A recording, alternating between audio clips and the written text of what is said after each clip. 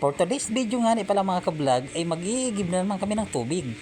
Dahil ito lang naman ang masakit na katotohanan na kailangan namin tanggapin mga ka-vlog.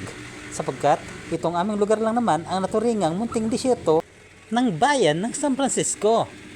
At simula pagkabata nga pala ng mga taga rito sa aming sitio ay kinamulatan na nila ang mag-igib ng tubig sa malayo. Yung iba nga ay nagkakangga pa o kalabaw ang ginagamit upang makaigib lamang ng tubig sa bukal.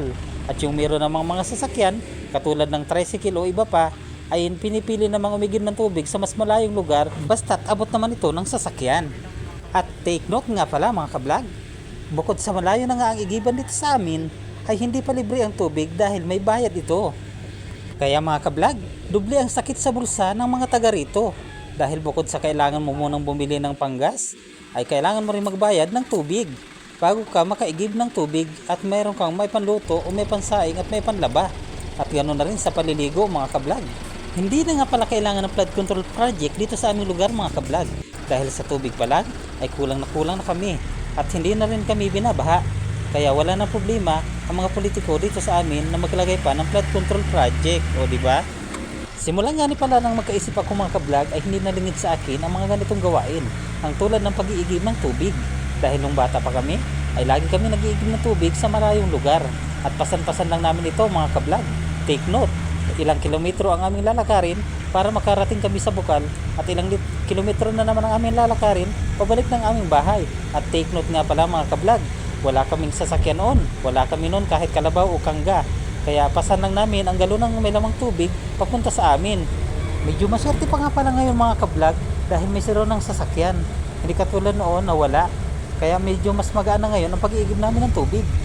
Kung ganitong bagay lang sana ang tinututukan ng ating mga politiko, sa halip na mag-away-away sila sa Senado, ay tiyak na marami na ang aasenso kapag ito ang tinutukan ng ating gobyerno. At ang nakakalungkot lang nga pala mga ka-vlog, sa 25 years kong paninirahan dito sa Sitio Cruising, ay kahit minsan hindi pa kami nakatikim ng ginhawa sa tubig. Dahil wala namang pagbabago hanggang sa ngayon mga ka-vlog.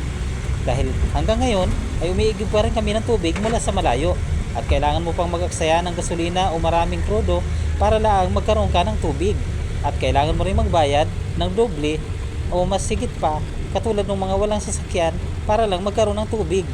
Ay paano pa kayo mga walang wala? Diba mas nakakaawa mga ka-vlog?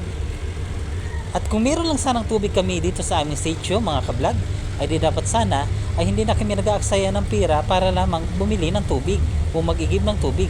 At sa halip ay ilala na lang sana namin ang iba naming natitirang pira para bumili ng ulam at bumili ng bigas para merong makain ang aming pamilya. O di ba?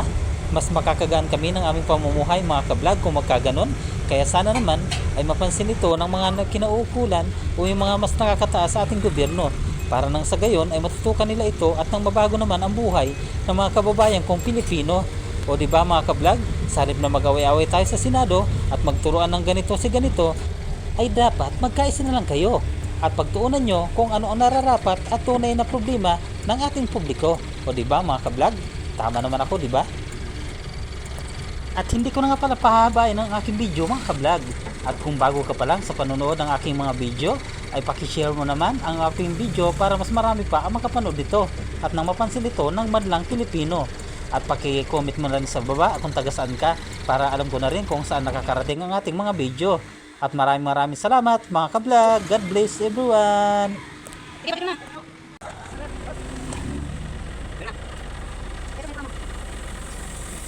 Hindi ka dun.